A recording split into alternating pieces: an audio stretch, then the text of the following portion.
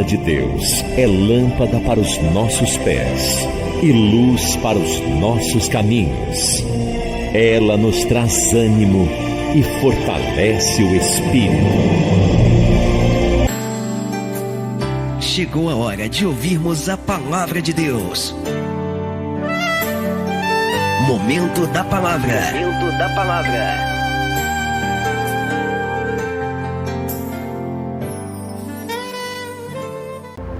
Livro do Apocalipse, capítulo de número 1, versículo de número 11, diz assim: dizendo: o que vês escreve em livro e manda às 7 igrejas: Éfeso, Esmirna, Pérgamo, Tiatira, Sardes, Filadélfia e Laodiceia. Este é o texto inicial desta mensagem. Pai, venha ao nosso encontro e me capacite a transmitir o que o Senhor me falou durante toda esta semana, para a tua glória. Amém. Eu estou certo que no final desta mensagem você vai ter uma certeza, a certeza de que Jesus está bem perto de chegar. Esse texto que eu li diz que João teve uma visão e o Senhor Jesus lhe deu uma ordem que ele escrevesse esse livro, o Apocalipse, e enviasse 7 cartas, 7 mensagens para 7 igrejas que existiam na época. Escute, eram igrejas que existiam na época, literalmente. Essas 7 igrejas, elas estavam em lugares diferentes da Ásia Menor. E elas eram, vão repetindo comigo, está aí no texto que eu li com você. A primeira igreja era a igreja de Éfeso. Repita: Éfeso, Esmirna, Pérgamo, Tiatira, Sardes, Filadélfia e Laodiceia. Em cada uma dessas localidades havia uma igreja para quem João agora estava mandando uma carta. E estas cartas, atenção, essas 7 cartas estão nos capítulos 2 e 3 do Apocalipse. Atenção, curiosamente, o apóstolo Paulo também escreveu a 7 igrejas. Escute bem, Paulo também escreveu, ele escreveu mais de 10 cartas, mas ele escreveu para 7 igrejas. A primeira igreja para quem Paulo escreveu, na ordem como está na Bíblia, foi a igreja romana. A segunda igreja foi a igreja corintiana. A terceira igreja foi a igreja dos Gálatas. A outra igreja era a igreja dos Efésios. A outra igreja era a igreja de Colossos. A outra igreja era a igreja dos Filipos. E a última igreja lá era a igreja dos Tessalonicenses. Paulo escreveu as suas cartas para pessoas e para comunidades. Ele escreveu para 7 igrejas.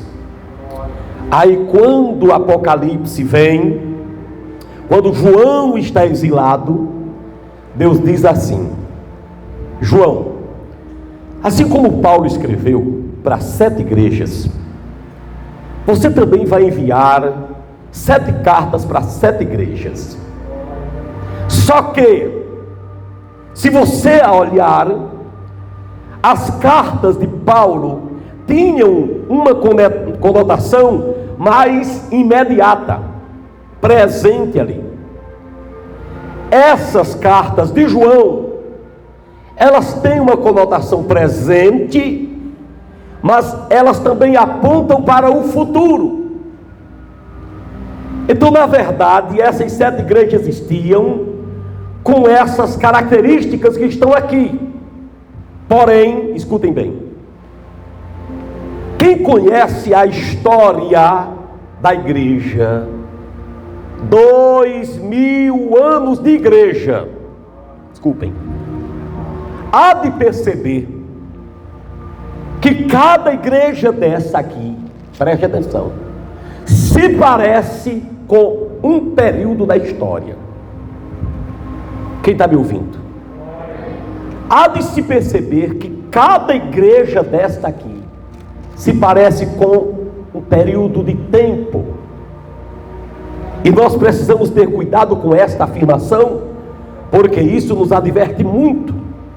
Então nós vamos para o capítulo 2 e vamos mostrar primeiramente a igreja de Éfeso, capítulo 2, do versículo 1 em diante, diz assim, deixa a Bíblia aberta, não fecha, diz assim: ao anjo da igreja em Éfeso escreve: estas coisas diz aquele que conserva na mão direita as 7 estrelas e anda no meio dos 7 castiçais de ouro. Conheço as tuas obras, tanto o teu labor como a tua perseverança, e que não podes suportar os homens maus, e que puseste à prova os que a si mesmos se declaram apóstolos e não são, e os achastes mentirosos. Tens perseverança, e suportaste provas por causa do meu nome, e não te deixastes esmorecer. Tenho, porém, contra ti que abandonaste o teu primeiro amor. Lembra-te, pois, de onde caíste, arrepende-te e volta à prática das primeiras obras. E se não, eu venho a ti e moverei do seu lugar o teu candeeiro, caso não te arrependas. Tens, contudo, a teu favor que odeias as obras dos nicolaítas, as quais eu também odeio. Quem tem ouvidos, ouça o que o Espírito diz às igrejas. Ao vencedor dar-lhe-ei que se alimente da árvore da vida, que se encontra no paraíso de Deus. E todos dizem: João pega a sua caneta, a sua pena, e envia a primeira carta para a igreja de Éfeso. Aquela igreja era uma igreja ótima de se congregar, era uma igreja perseverante, era uma igreja batalhadora, era uma igreja que suportava prova, por amor do nome de Jesus. Era uma igreja maravilhosa, era uma igreja que podia, que sabia fazer muita coisa, perseverava, não negava o nome de Jesus, não se esmorecia por nada. Diz que ela colocava os crentes à prova. Se uma pessoa dizia que era crente, eles iam para perto para ver se era mesmo. Se você notar, essa igreja tinha todas as características de uma igreja que você gostaria de congregar. Apenas um detalhe nessa igreja fazia Jesus ficar triste. Apenas um detalhe: ela tinha abandonado o primeiro amor. Em outras palavras, essa igreja era assim: ela fazia muito e sentia pouco.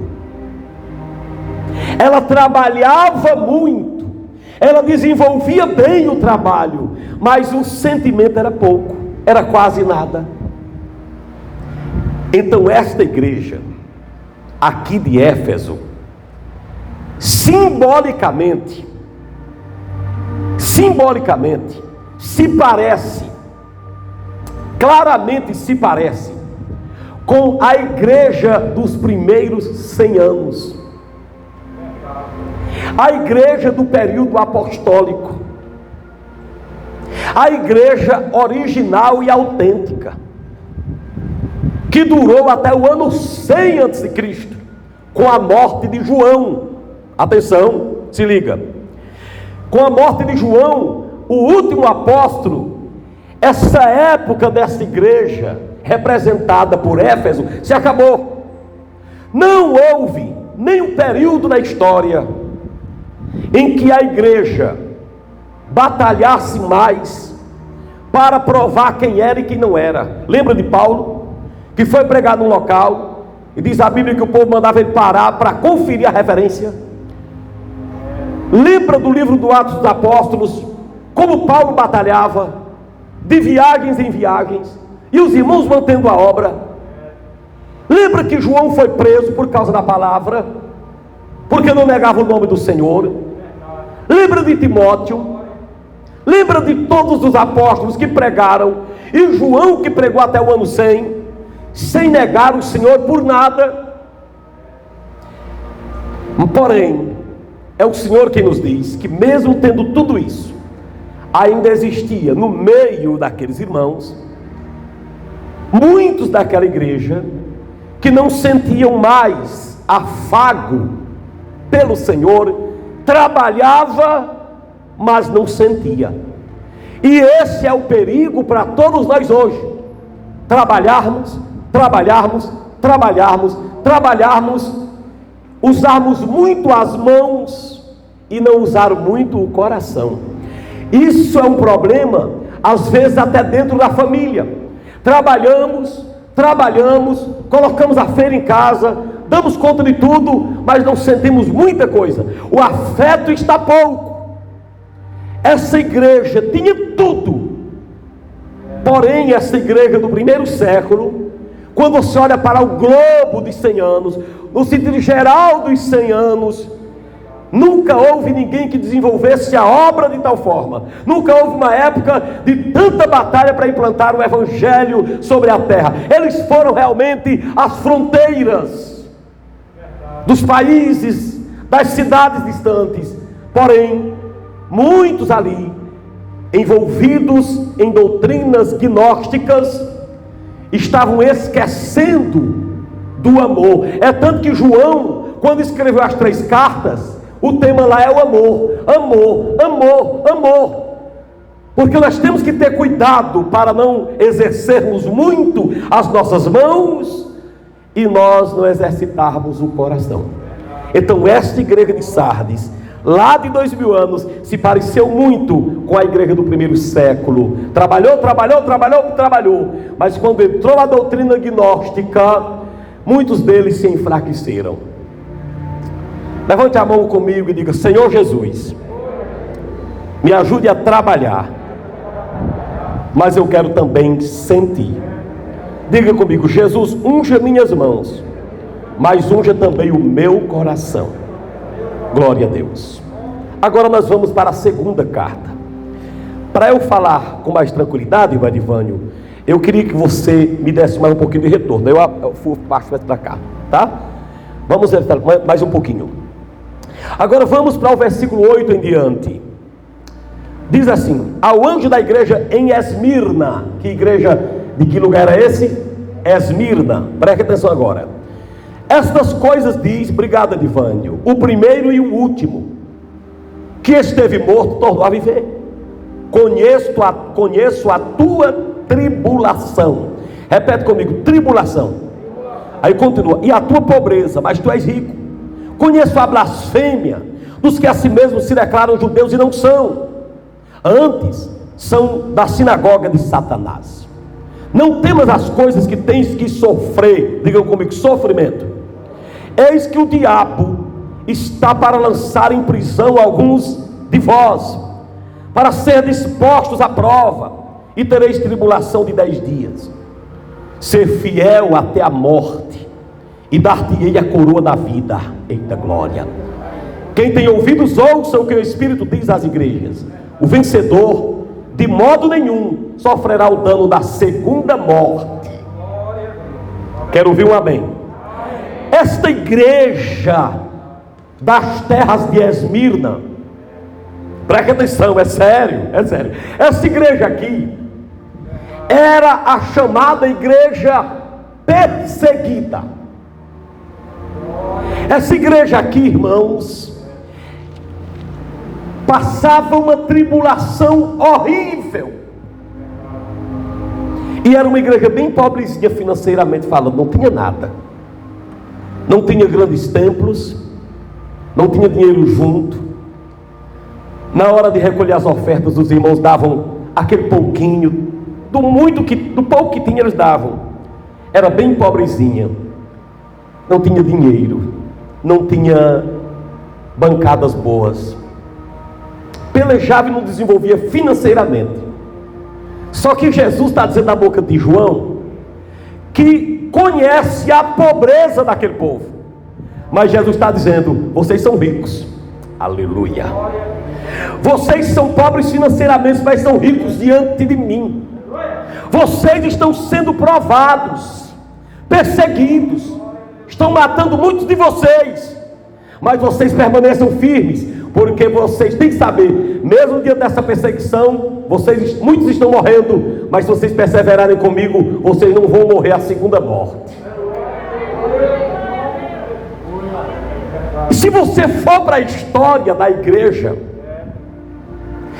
esta igreja perseguida, a igreja de Esmirna, pois é a cara, é o retrato da igreja cristã do ano 100 ao ano 313 depois de Cristo. Nunca existiu na história da igreja um tempo em que a igreja cristã foi mais perseguida do que do ano 100, com a morte de João, até o ano 313. Preste atenção. Eles tinham pelo menos 4 maneiras de matarem os crentes. Eles exercitaram, mataram os crentes degolados. Quem aceitava Jesus, aceitava uma sentença de morte. A perseguição do Império Romano aumentou cada dia, muito mais depois com a morte de João, que não tinha mais nenhum apóstolo que eles temessem, não tinha mais ninguém que eles jogassem dentro de um fogo e não queimasse. Eles agora disseram: vamos terminar de acabar com os crentes. Então eles queimavam os crentes, eles degolavam os crentes, eles jogavam os crentes nas arenas e deixavam os leões famintos por dias, para que quando os crentes batessem dentro da arena, lotado, parecendo um estádio de futebol moderno, na hora que os crentes fossem jogados, as feras devoravam os crentes, comiam.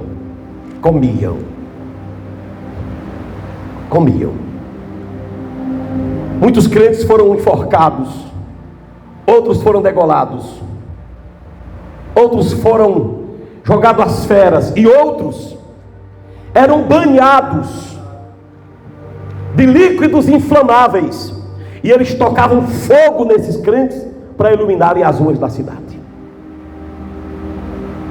Nunca existiu uma época de tanta morte por amor ao Evangelho. Ninguém aceitava Jesus para levar o nome de batista ou assembleiano. Aceitava Jesus para aceitar o nome de cristão, mas era uma sentença de morte. Só que você observa aqui nessa igreja perseguida que não existe nenhuma repreensão. E calar, abaixar. Apesar de ser perseguido e pobre, segundo esse texto, eles tiveram tribulação e morte, mas Jesus não tem nenhuma repreensão nessa igreja. Nenhuma. O tempo de morte era grande, a pobreza era terrível, mas aqui era diferente. Eles sustentavam a fé. Meu irmão, nós estamos numa época em que Jesus está voltando, mas crente não quer mais passar tribulação. Pelo contrário, os pregadores da atualidade estão dizendo que quem passa tribulação está no pecado. Quem passa por luta não está com Jesus. E quem aceita Jesus e passa luta tem que fazer uma análise da sua vida, porque crente que é crente não passa essas coisas. Mas sabe-se que na hora, a igreja que mais foi aprovada nessa história foi na época em que eles lutavam pela fé, batalhavam pela fé. Foram 200 anos os crentes morrendo, mas não teve nenhuma repreensão. Agora nós vamos para a terceira igreja. Aqui agora vamos para a igreja de Pérgamo. Olha aí a partir do versículo 12 comigo, olha aí. Ao anjo da igreja de Pérgamo escreve: estas coisas diz aquele que tem a espada afiada de 2 gumes. Como é o nome dele? Como é o nome dele que tem a espada de 2 gumes? Jesus. E ele diz, verso 13: conheço o lugar em que habitas. Grave isso: o lugar em que habitas, onde está o trono de Satanás, que conservas o meu nome e não negaste a minha fé, ainda nos dias de Antipas, minha fiel testemunha, o qual foi morto entre vós, onde Satanás habita. Preste atenção nisso aí, onde Satanás habita. Tenho todavia contra ti algumas coisas, pois tens aí os que sustentam a doutrina de Balaão, o qual ensinava Balaque a lançar ciladas aos filhos de Israel e a comerem coisas sacrificadas a quem? A quem? Aos ídolos, e praticarem o que? A prostituição. Outro sim. Também tu tens os que da mesma forma sustentam a doutrina dos nicolaítas. Portanto, arrepende-te, e se não, venho a ti, e sem demora contra ti pelejarei com a espada da minha boca. Quem tem ouvidos, ouça o que o Espírito diz às igrejas. Ao vencedor dar-lhe-ei do maná escondido, bem como lhe darei uma pedrinha branca, e sobre esta pedrinha escrito um novo nome, o qual ninguém o conhece, exceto aquele que recebe. Tem amém aí? Esta igreja de Pérgamo, lá das terras de Pérgamo, era uma igreja que você observa aqui, que tinham crentes fiéis, mas no meio dela se estabeleceu naquela cidade o trono de Satanás. E aquele trono de Satanás no meio daquele povo também aqui é desdobrado por 2 tipos de doutrinas: a doutrina de Balaão e a doutrina dos nicolaítas. Preste atenção.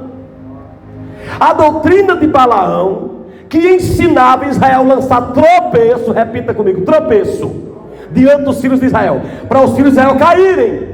E a doutrina dos nicolaítas, que era semelhante. Preste atenção. Então essa igreja, apesar de terem crentes fiéis, ela ficou uma igreja mundana, por causa das falsas doutrinas. Era uma igreja que andava na prostituição espiritual. E Jesus está dizendo que essa igreja teria que combater as falsas doutrinas. Presta atenção: a doutrina dos nicolaítas, a doutrina além dos nicolaítas, a doutrina de Balaão. Então essa igreja, apesar de ter crentes fiéis, era uma igreja que agora estava misturada com a prostituição doutrinária. Escute bem, essa é chamada igreja de Pérgamo. Se você estudar a história, houve um período na igreja, preste atenção, em que a confusão doutrinária, a misturada doutrinária foi mais evidente. E sabe quando foi? Do ano 313, quando Constantino se tornou imperador de Roma. E essa era, apesar de ele ter governado somente até 336, esta era que ele implantou foi até o ano 590 depois de Cristo. Foi o período da confusão doutrinária. A doutrina de Balaão e a doutrina de Nicolau foi evidente no meio da igreja. Eu vou explicar como isso aconteceu. Vocês lembram da igreja perseguida, que terminou em 313? O que é que acontece? Em 313 muda tudo, porque Constantino agora é imperador de Roma. Aí Constantino disse que se converteu. Agora que ele disse que se converteu, ele disse: ninguém mais persegue a igreja. Aí crente não foi mais morto, crente não foi mais perseguido, começaram todo mundo a ficar tranquilo em suas casas e começaram a enfraquecer. Quem está me escutando? Todo mundo dizendo: agora nós estamos sendo representados lá em Roma, o imperador é crente. Tome cuidado, irmão, com esse negócio de fulano de tal é crente. Sua fé não está baseada na fé de fulano de tal, não. Você tem que estar feliz, é por causa de Jesus que morreu na cruz. Se alguém é crente e tem uma postura acolá e lá, amém, glória a Deus, mas não ponha sua confiança em Constantino. Então Constantino encerrou a perseguição à igreja. Aí agora sabe o que foi que ele implantou? Agora é o contrário, a igreja é que vai perseguir o povo. Agora quem não for crente é que vai levar beia, vai levar surra. Agora quem não for cristão é que nós vamos perseguir. Aí escute, chegavam no lugar onde adoravam o diabo, e eles diziam: vocês agora têm que ser crentes. Escute bem. Aí eles diziam: não, mas nós adoramos Tupã, nós adoramos a lua, nós adoramos o sol, nós adoramos o Deus do casamento, nós adoramos o Deus da chuva, e nós não queremos largar o nosso Deus. Eles diziam sempre assim: ó, você vira crente e traz os seus deuses para dentro do cristianismo e só tira o seu nome e põe o nome de um santo da nossa igreja e pronto, e acabou. Você pensou agora na doutrina, na confusão doutrinária que entrou com Constantino? Então você estava lá no mundo, lá no meio da macumba, e adorava um Deus lá que fazia casamento. Você vinha para a igreja e trocava o nome daquele Deus por Santo Antônio. Então trocava, você tinha um Deus lá na macumba, que era o Deus da guerra. Você vinha para a igreja cristã e adorava, trocava pelo nome de Santa Bárbara. Você já imaginou, escute aqui, a confusão doutrinária que entrou na igreja? Levante a mão comigo e diga assim: Senhor, bem forte, Senhor, me livra da confusão doutrinária. Agora vamos para a próxima igreja. A partir do verso 18 diz assim: ao anjo da igreja em Tiatira escreve. Essa igreja estava onde? Na terra de Tiatira. Esta coisa diz o Filho de Deus, que tem os olhos como chama de fogo, seus pés são como bronze polido ou latão reluzente. 2 pontos. Ele diz: eu conheço tuas obras, conheço o teu amor, a tua fé, e o teu serviço e a tua perseverança, e as tuas últimas obras são mais numerosas do que as primeiras. Incrível. Tenho porém contra ti o tolerares que essa mulher Jezabel, que a si mesmo se declara profetiza, não somente ensine, mas ainda seduza, diga comigo, sedução, seduz os meus servos a praticarem a prostituição e a comerem coisas sacrificadas aos ídolos. Dei-lhe tempo para se arrepender. Ela todavia não quis se arrepender da sua prostituição. Eis que eu a prostro de cama, bem como em grande tribulação os que com ela adulteram, caso não se arrependam de suas obras que ela incita. Matarei os teus filhos, e todas as igrejas conhecerão que eu sou aquele que sonda os corações, e vos darei a cada um segundo as vossas obras. Digo-vos a vós outros, os demais de Tiatira, tantos quantos não têm essa doutrina, e que não a conhecem, como eles dizem, as coisas profundas de Satanás, outra carga não vos jogarei a vós, tão somente conservai o que tendes até que eu venha.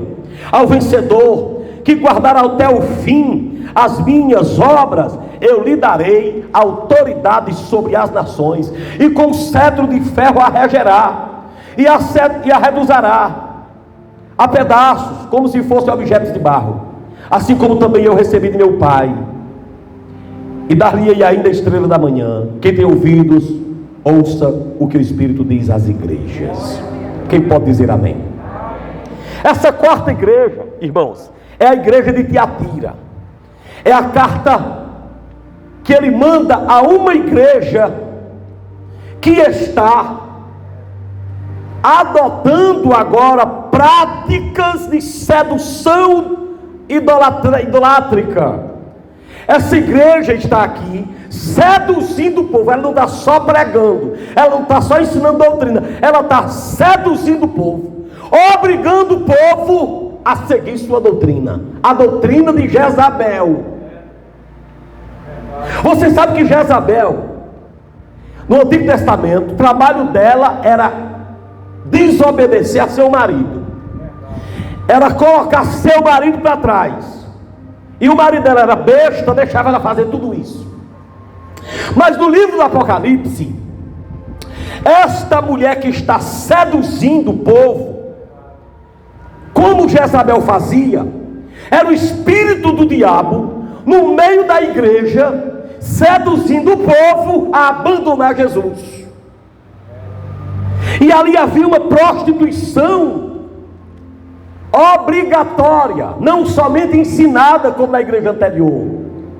As pessoas eram obrigadas, como diz aqui, a se aprofundar nas coisas de Satanás sem saber. Essa igreja de Tiatira era uma igreja chamada igreja corrupta. Ela entrou na corrupção de seduzir o mundo, o seu mundo de então há 2000 anos. As pessoas não eram conduzidas a Cristo, as pessoas não eram conquistadas, eram seduzidas. Olha, não confunda conversão, convenção com sedução. Jesus não seduz você, Jesus convence você. Essa igreja aqui estava seduzindo o povo.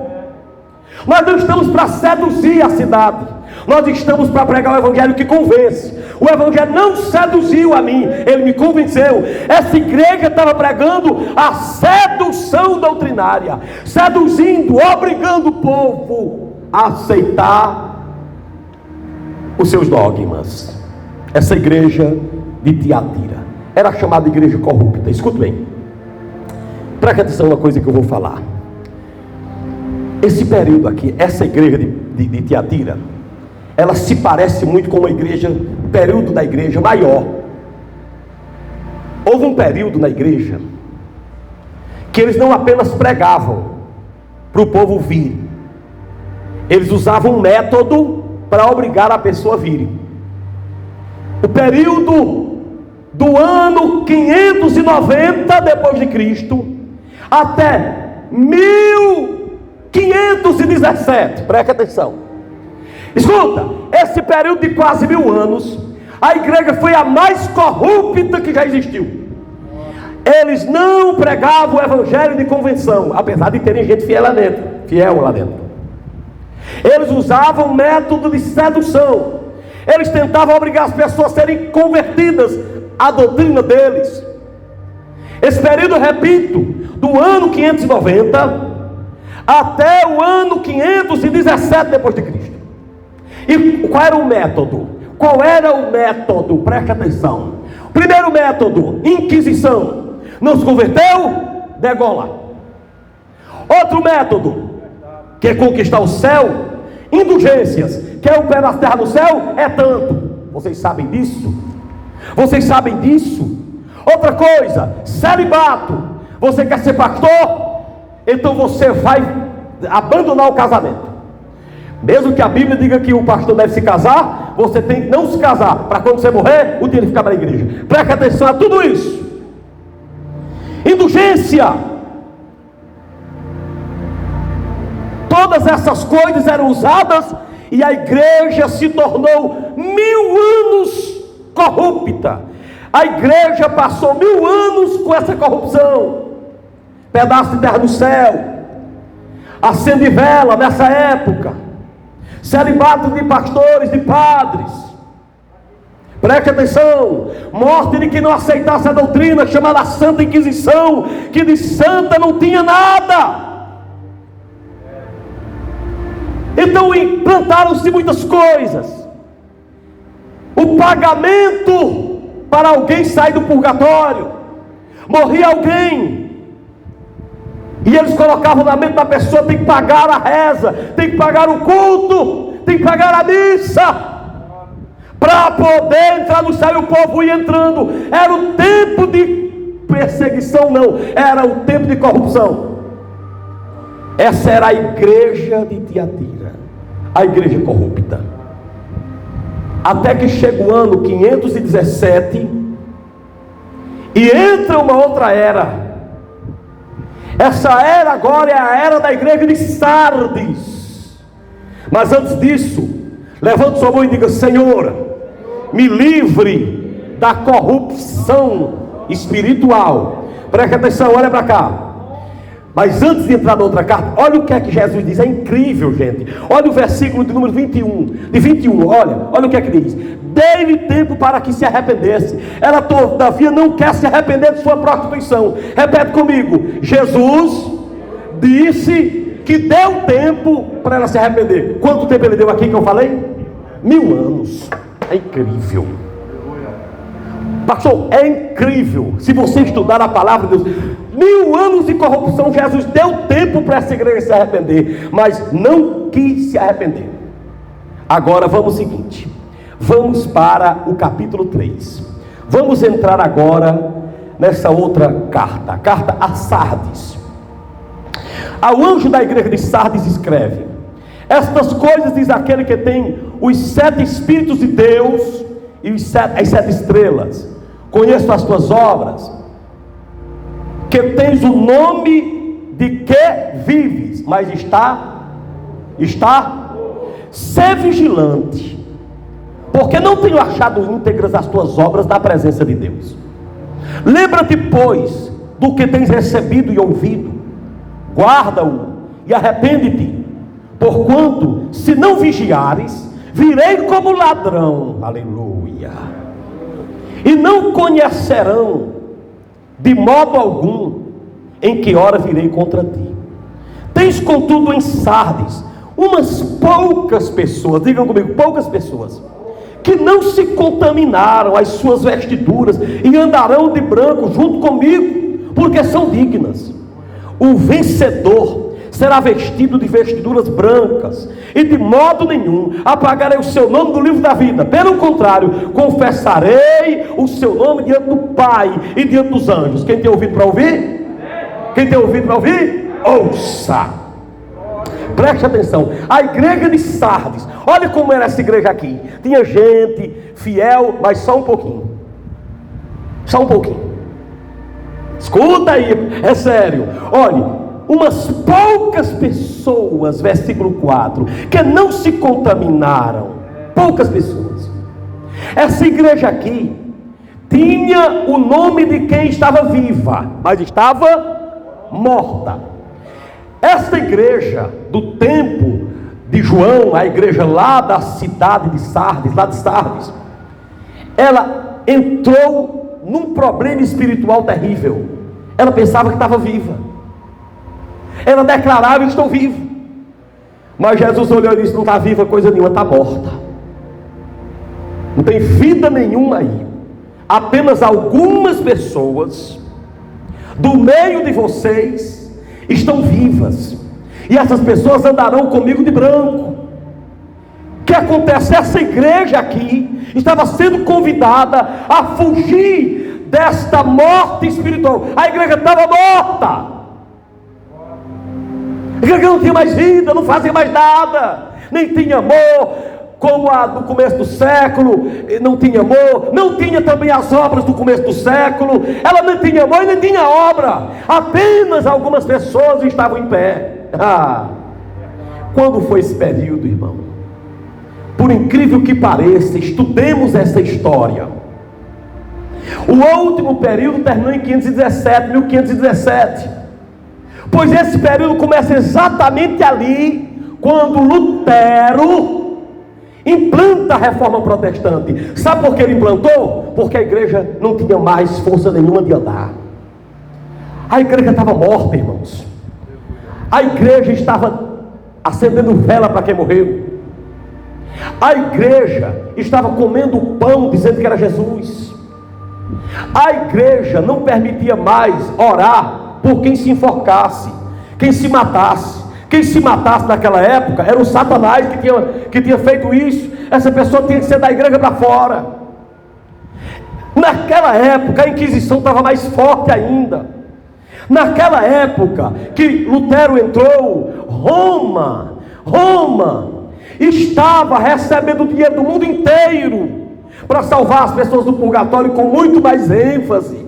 Na época que Lutero chegou, meu querido irmão, tinha que matar quem inventasse de ler a Bíblia. Escuta, para você entender, naquela época somente o sacerdote podia ler a Bíblia. Se os crentes tivessem uma Bíblia em casa, esse crente era perseguido para não ter Bíblia. Foi que Lutero entrou e Lutero começou a pregar. Algumas poucas pessoas naquela época, repita comigo: Lutero, João Hus, Zwinglio, vai, Calvino, vai, Savonarola, vai dizendo aí, meu irmão. Esses homens combateram homens como John Tetzel, que era um encenador. Ele chegava a colocar a mão dentro do fogo, para a mão deles se queimar, para dizer ao povo que a família deles estava naquela do purgatório, e eles tinham que pagar naquela hora dinheiro para tirar as pessoas do purgatório. Esta igreja estava morta, apenas algumas pessoas estavam em pé como Lutero. Porém ele conseguiu implantar a semente do verdadeiro evangelho. Eita, Mangadarabaxaia. Ele conseguiu se trancar no castelo de Wittenberg e traduzir a Bíblia todinha para a linguagem do povo. Ele conseguiu enfrentar Roma, ele conseguiu enfrentar o diabo, ele conseguiu enfrentar o inferno. E Lutero escreveu: castelo forte é o nosso Deus, espada e bom escudo. E conseguiu jogar a Bíblia naquela igreja morta, que começou a ler a Bíblia, começou a ler. Tiveram 200 anos aproximadamente lendo o que Lutero escreveu. Lutero morreu numa madrugada de um infarto. Ele passou o dia todo sentindo dores. Era um homem que se levantava 5 horas da manhã para orar. Lutero bateu com aquela dor o dia inteiro. Ele ao lado de sua esposa Catarina vão embora. E lá pelos anos 1546 ele morre, mas deixa a semente do verdadeiro evangelho, que foi seguido por muitas pessoas. Em 200 anos o evangelho começa a brotar. Aleluia. Começa a animar.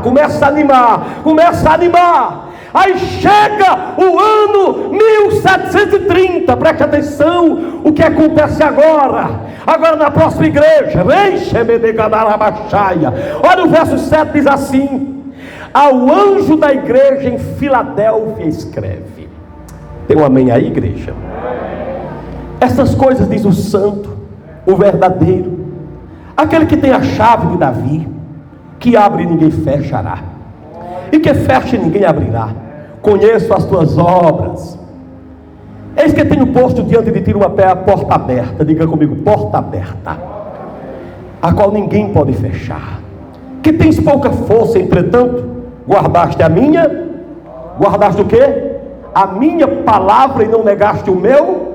Diga comigo: palavra, nome, palavra, nome. Mais uma vez: palavra, nome. Essa igreja não negava a palavra, ele não negava o aleluia. Continua: eis que farei que alguns dos que são da sinagoga de Satanás, agora já eram alguns da sinagoga de Satanás. Lembra lá que eram alguns que serviam a Deus na igreja anterior, agora são alguns que servem o diabo. A igreja agora está santa. Quem glorifica o Senhor? Versículos 9, mais uma vez: eis que farei que alguns que são da sinagoga de Satanás, desses que a si mesmos se declaram judeus e não são, mas mentem, eis que os farei vir e prostrar-se-ão aos teus pés, e conhecerão que eu te amei, Filadélfia.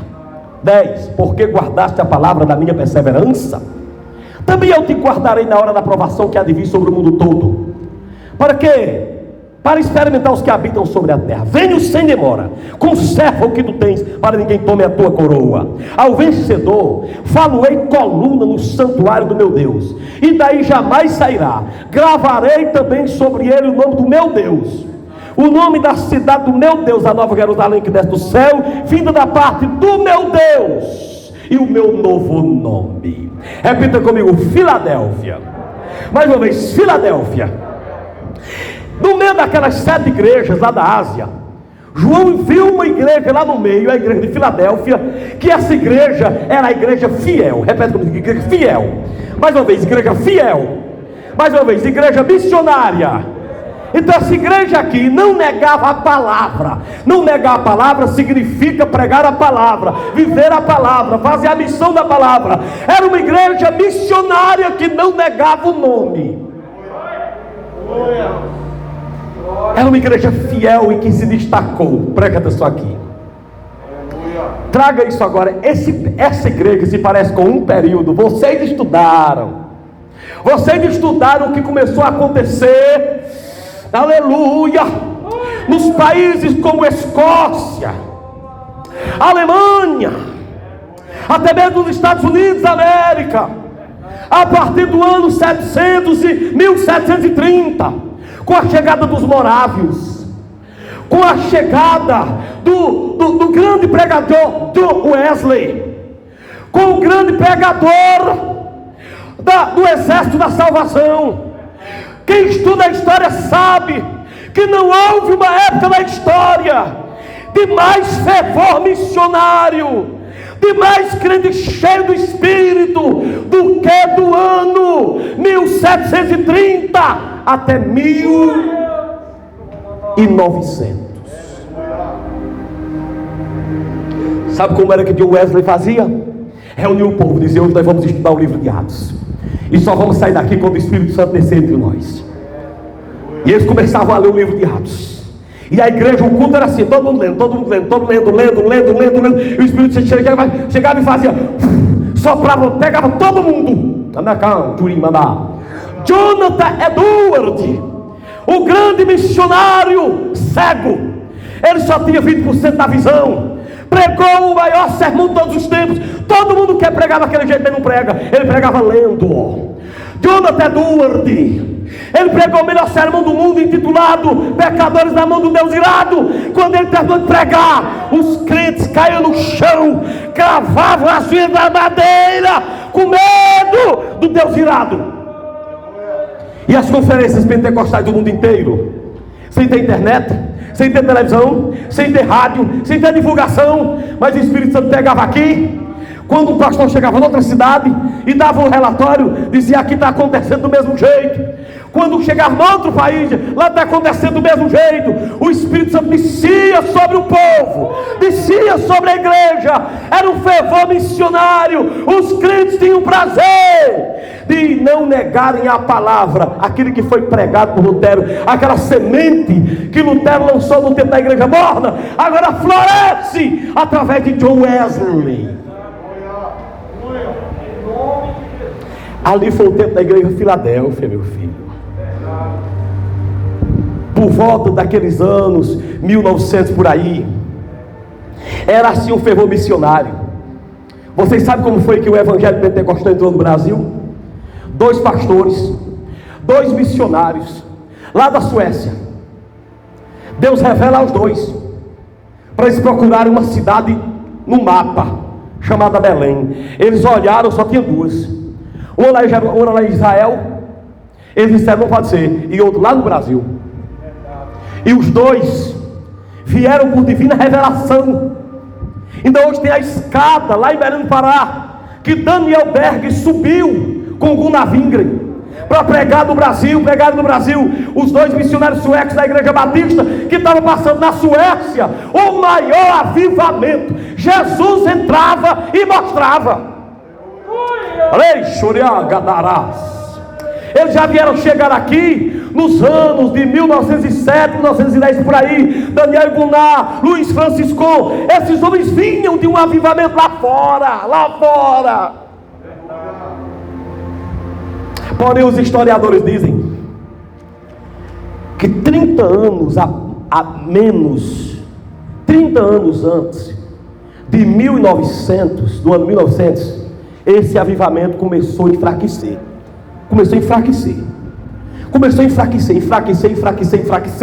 E entrou a era de 1901, de 2 e de 3, e foi desaparecendo aquele negócio, foi desaparecendo aquele fervor, foi desaparecendo aquele vigor. Em lugar de vigor e fervor, trocou-se por animação. Aí o povo confunde a igreja animada carnalmente com a igreja avivada. Uma igreja pode ser animada na carne, mas não pode ser avivada na carne. Só pode ser avivada no Espírito.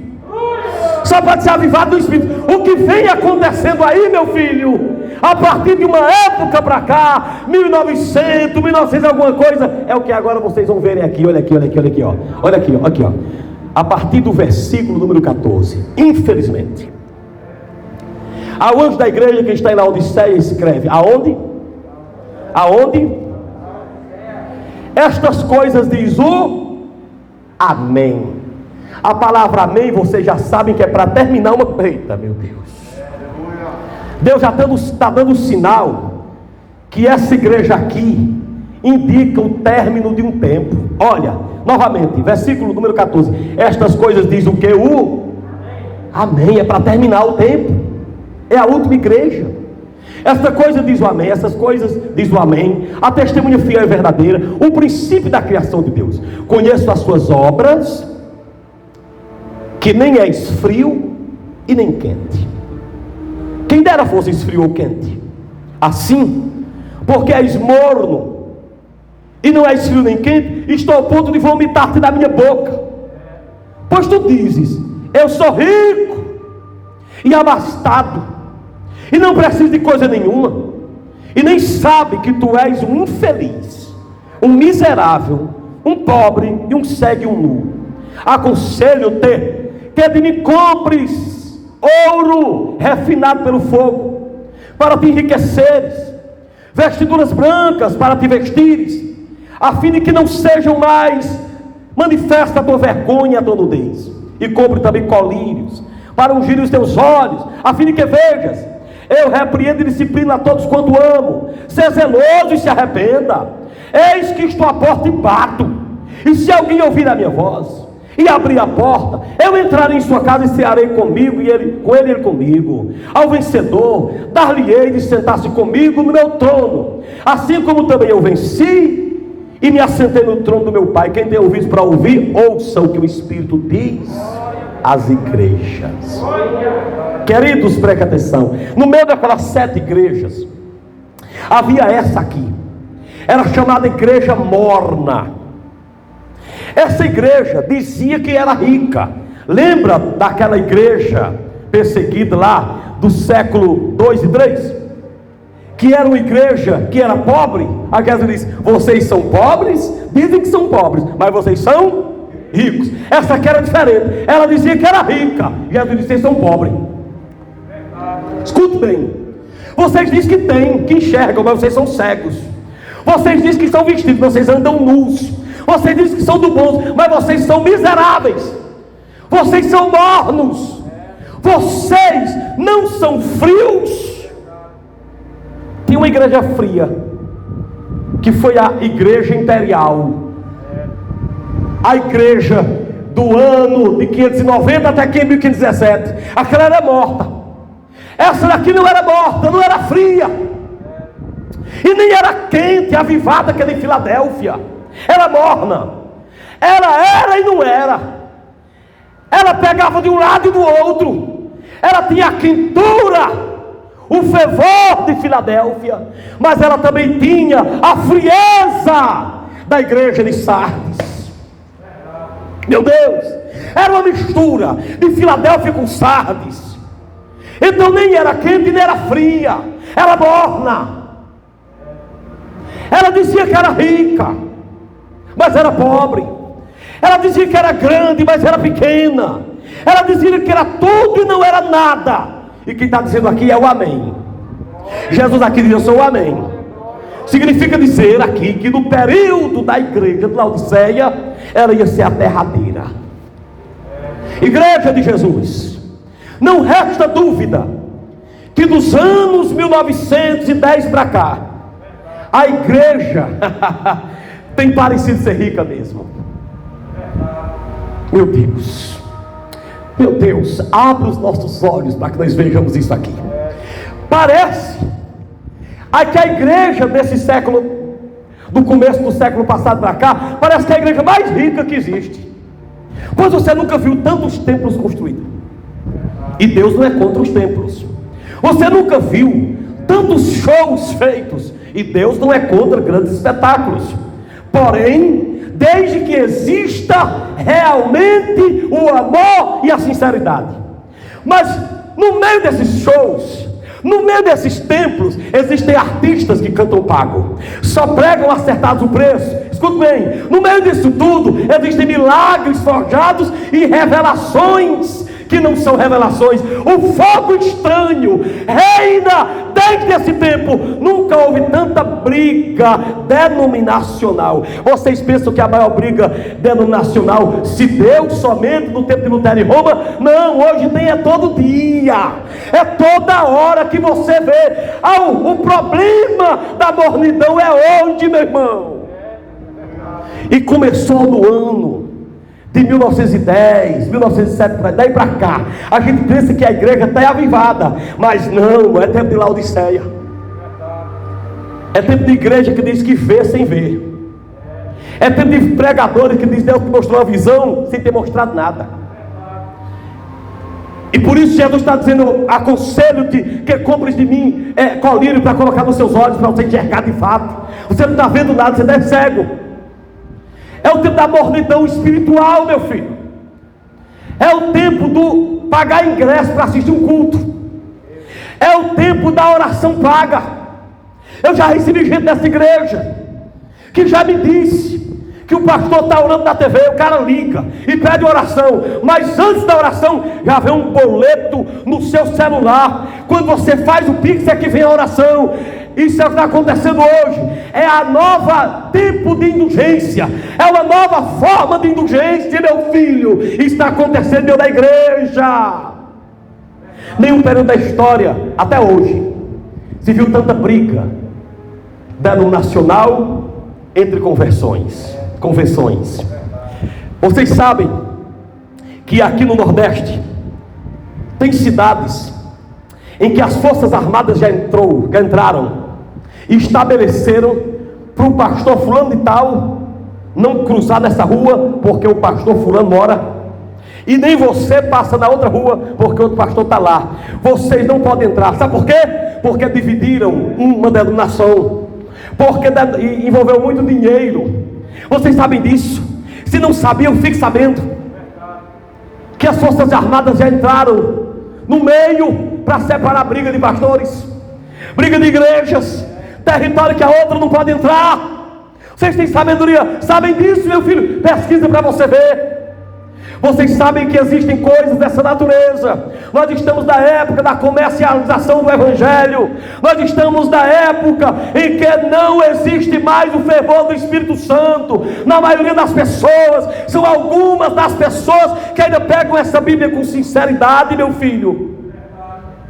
A palhaçada, ou para ser menos agressivo, o teatro evangélico. Eu não falo dos ministérios de teatro na igreja, eu falo na igreja teatral, na igreja que apresenta uma coisa sem ser, na igreja que apresenta enxergar sem enxergar, a igreja que apresenta ter vida sem ter, nos templos suntuosos cheios de cadáveres,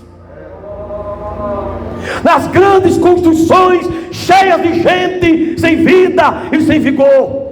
Gente morna que nem é frio nem é quente, mas quer colher de Deus e colher do diabo, colher do Senhor e colher de Satanás. Jesus disse assim: eu estou pronto de vomitar, eu estou a ponto de vomitar, eu estou ao ponto de não aguento mais.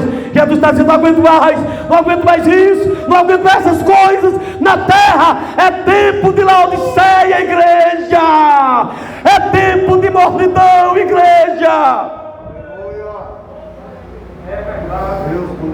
Mas o Senhor está dizendo que quem tiver ouvidos ouça o que o Espírito diz às igrejas. Esse tempo de Laodiceia é o tempo da igreja de hoje. Essa igreja está cheia de gente morna, gente que não sabe mais o que quer na vida. O morno, ele não sabe se quer realmente ser fiel a Deus ou fiel ao Satanás. Ele tem duas mentalidades. O morno é assim, ó: ânimo dobre, pensamento duplo. Há dias que ele diz: hoje eu vou jejuar, eu vou buscar Jesus nessa semana, mas semana que vem ele decide literalmente adorar o diabo. O povo não sabe o que é que quer. Ora, ele diz: eu quero ser pastor, eu quero ser pregador do evangelho. Quando é na outra semana, ele nem crente mais é. É o tempo da mordidão do evangelho. O crente se anima no culto e diz: olha, vou pregar o evangelho, vou manter a obra de Deus, vou orar. Quando termina, meu Deus do céu, Ilânia, tu sabes de uma coisa, eu tenho comentado lá em casa, que coisa linda foi o derradeiro congresso das irmãs. Depois daquelas mensagens da pastora Milka, eu disse: meu Deus do céu, se pegar, ninguém aqui vai vacilar. Tu não tem gente que pisou na igreja naquele dia porque ainda participava da peça, porque participava de alguma coisa, foi-se embora naquele dia, meu filho. É o tempo de gente morna, que se você for dar um conselho, ele fica com raiva. Se você for guiar no evangelho, doutrinar mesmo, ele se afasta de Jesus, da igreja, e fica com raiva do pastor. É o tempo da igreja de Laodiceia. Quem for de Jesus, que se segure. É o tempo da apostasia. Diga comigo: igreja apóstata. Vai lá, repita: igreja apóstata. É a igreja da apostasia, irmão. Os crentes estão fazendo o que querem. Nesse tempo não adianta, pastor. Não adianta. É o tempo do crente que não quer. Tem dia que ele quer, tem dia que ele quer, tem mês que ele quer dizimar. No outro mês você não espera não, porque ele é morno, ele não sabe o que é que quer. Tem época que ele diz: ó, eu vou tocar na igreja, eu vou cantar, e conta comigo. Rapaz, quando você chega no outro semana, ele mudou de ideia, ele não quer mais. É o tempo da igreja morna, que não sabe o que quer. Termina o culto e você diz: ó, pronto, se pegou. Mas se chega na outra semana, não adianta. Eu digo: pastores, não percam o juízo. Não adianta perder o juízo. Nós temos que viver essa época de gente morna, de gente que fica com raiva por tudo, se afasta por tudo. Pode esperar, semana que vem ela volta. Mas quando ela voltar, pode esperar que com mais 6 meses ela sai. No dia que sair, pode esperar que ela volta por si. Chega uma hora que ela dá a doida e volta. Mas chega um tempo que ela sai, porque é tempo de entra e sai. É o tempo de gente morna, de gente que está em cima do muro, gente que gosta de Jesus, mas que gosta do diabo, gosta do culto, mas gosta das festas, do mundo, gosta da Bíblia, mas gosta do cigarro na boca, gosta da cachaça, gosta da má palavra, do filme pornô. O mundo misturado com a Bíblia, a fé misturada com o diabo, com as doutrinas falsas, os pastores brigando e dando escândalos no mundo inteiro. É o tempo da igreja morna. Quem for de Jesus, que se segure, porque o espírito da apostasia, o espírito da mornidão está por aí para pegar todo tipo de crente, colocar ele para ler a Bíblia hoje. Lê, ele acha que leu muito hoje, não precisa ler amanhã. Ele acha que porque se consagrou hoje, não precisa se consagrar amanhã. Ele sai da igreja e faz as contas: eu já fui hoje, então domingo não precisa ir. Já faz a conta, porque domingo foi do Senhor, mas a semana é do diabo. Ele já faz as contas, meu filho: eu já dizimei esse mês, não preciso mês que vem. Querido, é o tempo do cara em cima do muro. E não adianta, você não muda a história. Diga comigo: ninguém muda a história. Por isso que o Senhor Jesus diz aqui para a igreja de Laodiceia: eis que estou à porta e bato. É para a igreja de Laodiceia. Aí ele diz assim: se alguém se alguém, irmão, não é se todos não. Jesus está do lado de fora da igreja de hoje, meu filho. Ele diz para a igreja de Laodiceia: eis que está à porta e bato. Se alguém abrir a porta, eu entrarei em sua casa. Jesus está dizendo, através de João, há 2000 anos, que no ano de 2022 ele iria bater na porta dos crentes, de um por um. na porta dos crentes, na porta da igreja de Laodiceia. Aí ele diz: se alguém, ele não está muito animado não. Se alguém, está muito animado não. Agora se ele dissesse assim, ó: eis que estou à porta batendo, e quando vocês abrirem, ele estava animado. Mas se alguém abrir, ele não está muito animado, porque poucas pessoas vão abrir o coração para Jesus nessa época. Não adianta. Poucas pessoas vão se comprometer com o reino de Deus. Poucas pessoas vão se comprometer verdadeiramente e querer ser vencedores, porque o mundo está atraindo muito, meu filho. A imoralidade está em toda parte. Se você é aquele crente que há dias que você está firme na fé e no outro dia você não está, você é crente morno. Se você não é assim, você é exceção. Nós estamos vivendo uma época que crente fiel é exceção. Na época de Filadélfia, crente mau, crente infiel era exceção. Hoje é o contrário, crente fiel são exceções. A menos que o Espírito Santo produza um avivamento pessoal, a menos que o Espírito Santo toque e o cara queira abrir a porta, porque Jesus não vai ceiar em nossa casa se nós mantermos as portas abertas para Ele. Ele está batendo na porta. Se está batendo na porta da igreja morna, é porque a igreja morna colocou Jesus do lado de fora para colocar pelo lado de dentro coisas que Jesus não pode aceitar. Nós estamos numa época em que Jesus está fazendo convite para a igreja, meu filho. Nenhuma outra igreja ele fez convite assim. Até aqui, por mais pecado que existiu nas outras igrejas, mas ele nunca fez um convite desse para as igrejas anteriores. Eis que estou à porta e bato. É para a igreja de Laodiceia, para a igreja de hoje. Ele está tentando bater nossa porta para ver se a gente abre. Bispo, até quando durará essa mornidão da igreja? Até Jesus voltar. Agora tem uma coisa, meu filho. Tu sabes o que é que anuncia essa igreja? Olha o capítulo 4, verso 1. Todo mundo, agora você não pode deixar nesse versículo. Aleluia.